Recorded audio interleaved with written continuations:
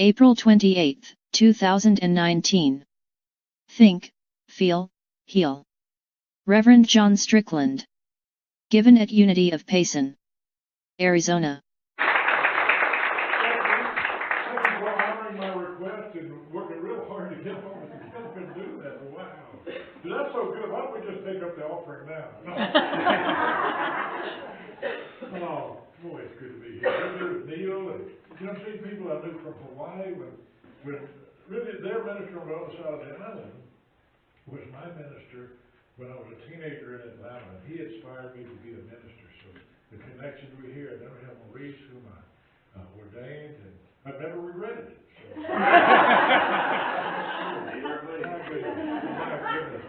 What a great ministry you have here. And, you took a chance on Neil, he took a chance on you, but wow, how fantastic the things in a year that you have done, and you stretched out. You said, yeah, we can do it. And we can be bigger and better and more wonderful, and the energy just is so fantastic here. I just love it. Thank you for having me. Sandy and I have been on an extended vacation, the longest one we've ever taken, a month in Tucson. And then we're headed, working our way toward the Grand Canyon, where we're going to raft the Grand Canyon for a week. And we have a certain amount of anxiety about that. Even as Unity people, we can have anxiety.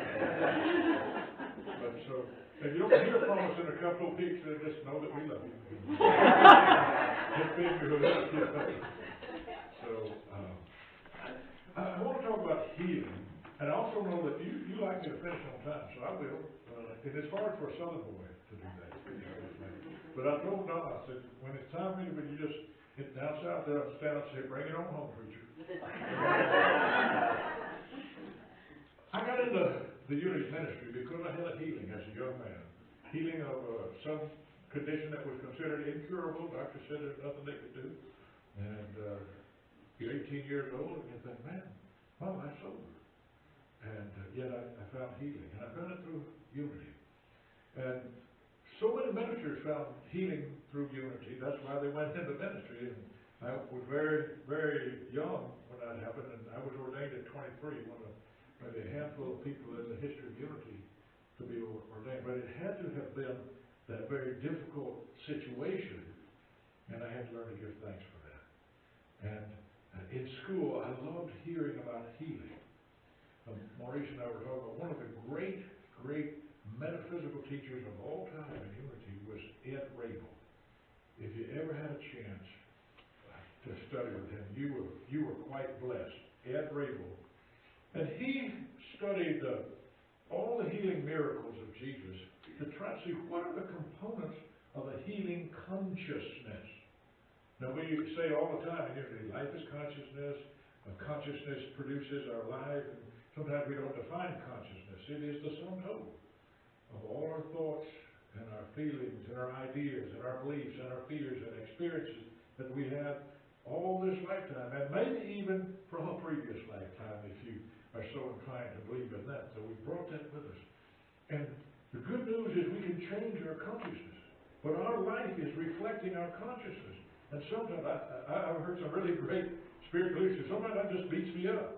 Yeah, we love it when we win the lottery and things are great and our relationships are going great and the body is looking good, but then when we're having a difficulty, we're saying, oh, life is consciousness. No, it can't be true.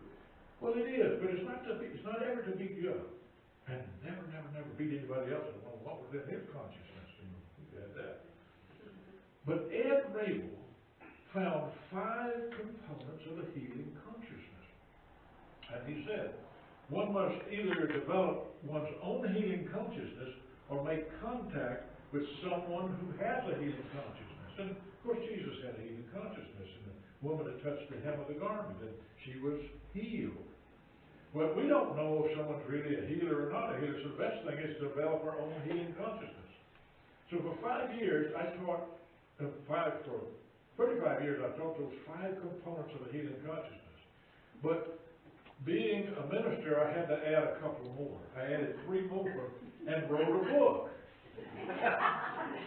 After I retired from ministry after 41 years, I wrote a book. I wanted to write it, But I never could figure out how to do it and do ministry at the same time. There's just an awful lot of stuff in that. So I wrote it in 3 months.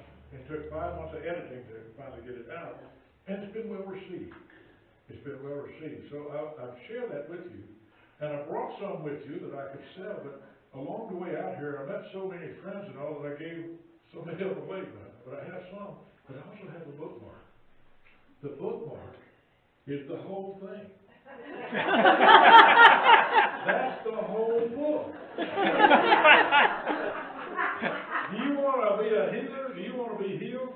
Take it. Take it. We'll be back in the other room there, and you can, however many books we have, buy it, but if you want. And but then you have this. Think, feel, heal. So I'm just going to talk about those 5 components. Touch on the 3 others that I have added. But Ed Rabel said, these were the components of the healing consciousness. You either have to make contact with the healing consciousness or develop your own. And here they are. You ready? Yeah. Take a deep breath. I know you're all receptive. I can see that.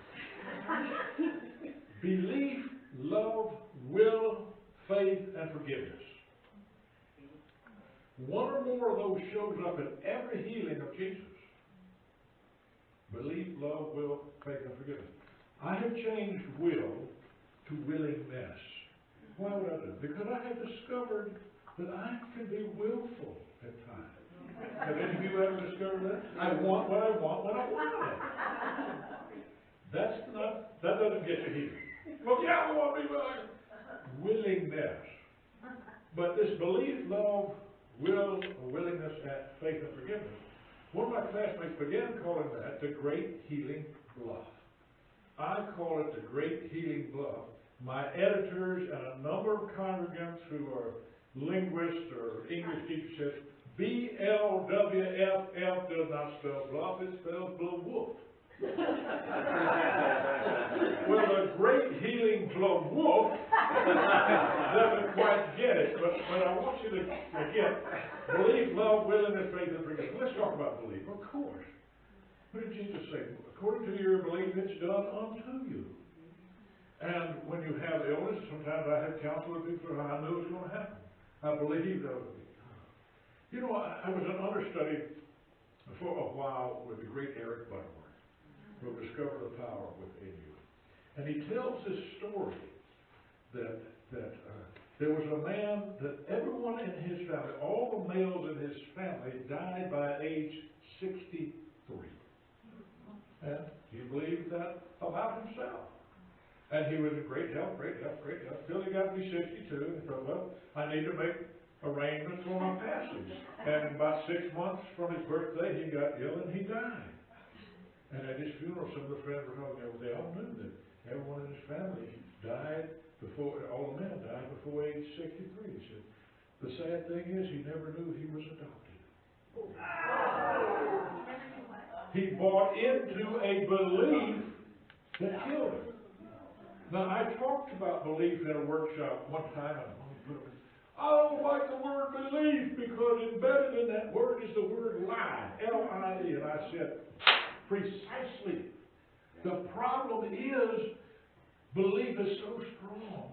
When we believe a lie, it becomes true for us. And it becomes true about others. We believe this about a person. That person may change and turn into, from the rotten person we thought they were, to something wonderful. But all of them say, no, I wouldn't trust him. He's a rotten person. He may have had a whole cell change in his life. And our beliefs hold us back or move us forward. Move us forward. So the power of belief. For purposes of seminary discussions, we make a distinction between belief and faith. And we'll get to faith in a minute, but Ed Rabel would say pretty much belief is an intellectual exercise, faith is a feeling. Can you get that? And thinking and feeling need to be together. Thinking and feeling need to be together. Sandy and I love to bicycle. We love to hike. Neil took us on a great hike yesterday to these boulders. And we also love Mexican food. And there was a great Mexican, and I have not really mastered being healthy eating Mexican food. But not only do we have Mexican food, next door was a yogurt shop. Now, part of me is saying, yeah, you're right, part of me said, no, you don't need that. So we had this internal dialogue, Where we have power is when it's together. When it's together. And we did not go, even though after Leo left, we could have walked across the street and had that program over. But we didn't do that. So I'm proud of that. Thank you for that. Love. Belief, love. Oh, it harmonizes, it heals. Let me tell you something. Love can heal anything. And without love, life just isn't worth living, is it? So love is a great healer. And I heard a Catholic nun tell me years ago, Jesus only taught two things. Love and do not judge. That's all he taught. Except he knew that we'd have time we'd forget that. And so he added what? Forgiveness. And with all the years of seminary, the classes I've taken, the classes I've taught, I have never found a better teaching than that. And whether you're Christian or not Christian, love, do not judge, and forgive. But that love, that is the thing that can heal you. That can heal you. Willingness. All right, I told you about willfulness and willingness. Will. Do you have the will to be well? I was an athlete in my younger days, and I remember a coach saying, everybody wants to win, but not everybody wants to work to win, to be a winner in sport. You want to be well. Are you willing to do what it takes to be well?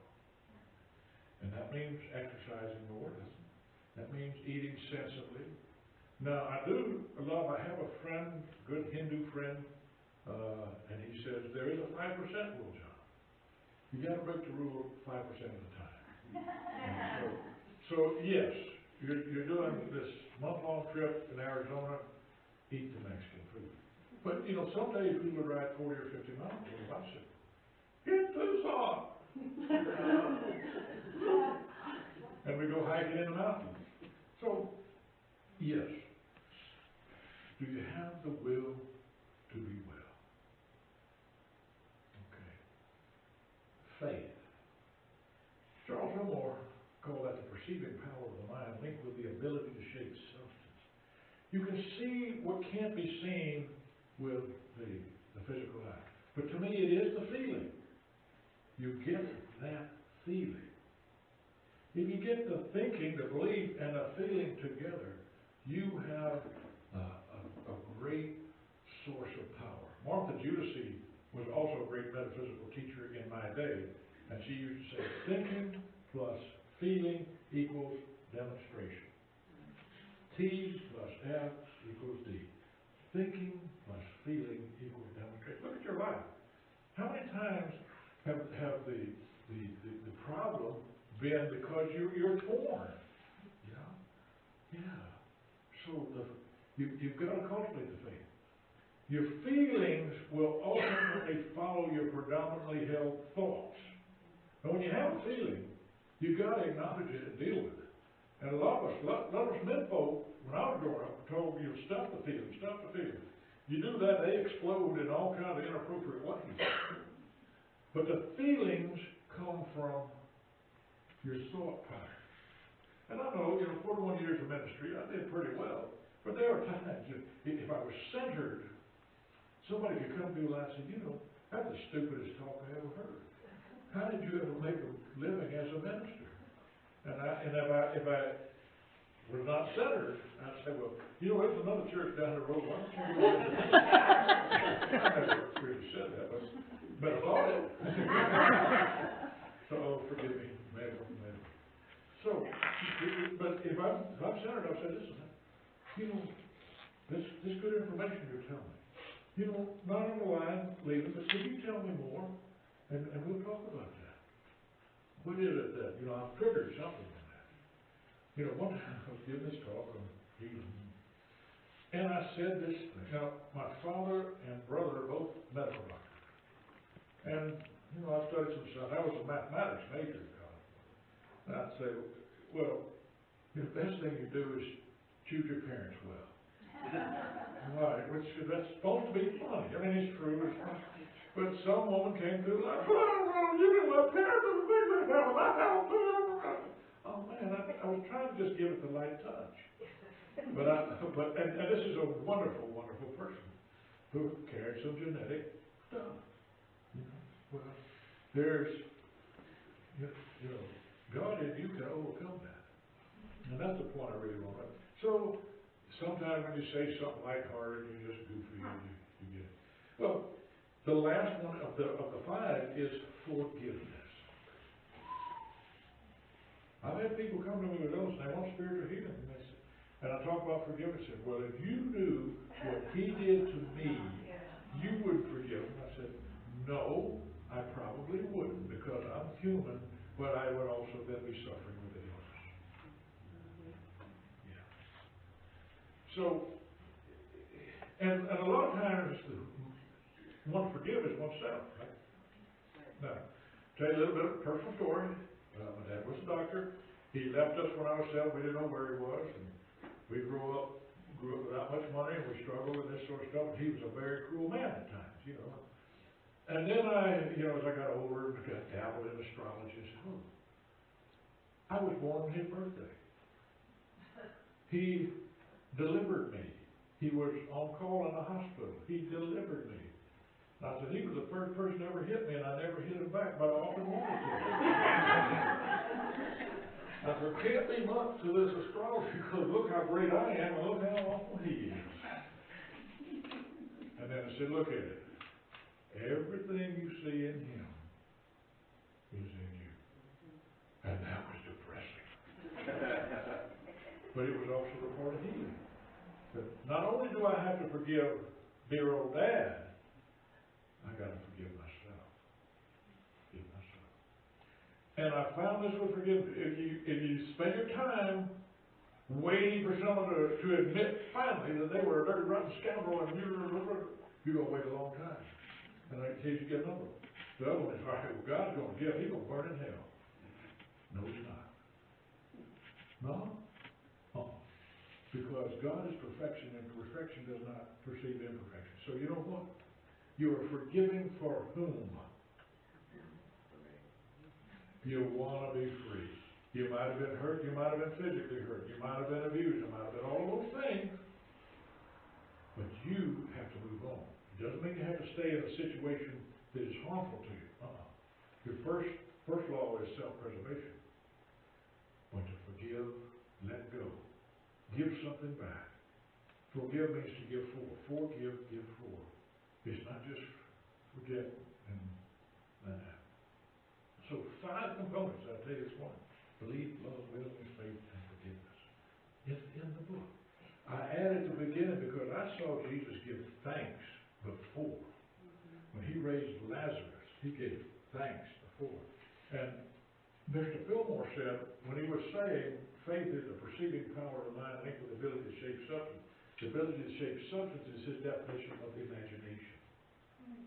Picture it. See it. See it. And then there's the one, and I'm out of time. The last one is action. Take authentic action. My goodness. I have found a lot of us want to sit around and own and do kumbaya, and that's good. But go and take authentic action. Do what you need to do to get well. So that's the whole book. I got stories in the book, you know, and I also have it right there, and I have a memory device for it. So, you know, I had the great heating blood, so then I had to come up with something for 8. Psychologists tell us we can remember 7 things, so I had to get something. So I call it Teddy Bear lives with fine imaginary friendly animals.